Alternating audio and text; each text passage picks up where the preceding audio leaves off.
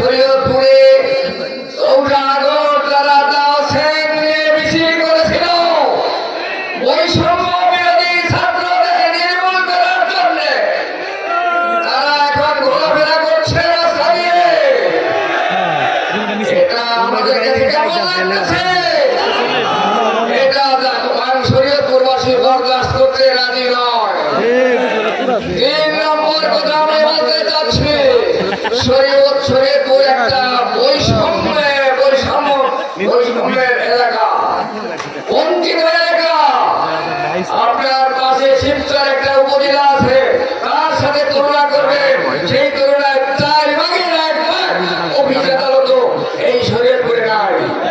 আজকের এই বৈঠক থেকে, এই কর্মী সম্মেলন থেকে সুস্পষ্টভাবে দাবি জানাচ্ছি, এই বৈষম্য দূর করতে হবে, এই বঞ্চনা দূর করতে হবে।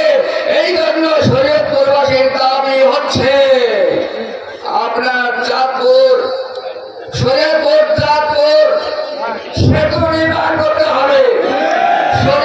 চাঁদপুর সেতু নির্মাণ করতে হবে। শরীয়তপুরে আপনার পদ্মা নদী রাজা রাজবল্লভের রাজধানী ধ্বংস করে কীর্তিনশা নদীর নাম ধারণ করেছিল। সেই কীর্তিনশা নদী আজকে ভরাট হয়ে গেছে। আজকে শরীয়তপুর জেলা উর্বর হয়ে যাচ্ছে। এই নদী খনন করে এখানে আপনার সেচের আধুনিক ব্যবস্থা করতে হবে।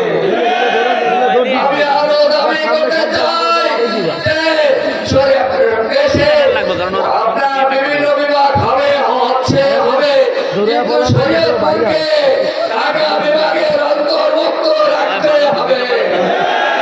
আমি আরো দাবি করতে চাই, শরীয়তপুরের কৃতি সন্তান শহীদ মালিকের সাথী মাওলানা ইদ্রিস সরদার সাহেব এখনো কারাবন্দী কেন? আদার ভাই কেন এখনো আপনার কারারুদ্ধ?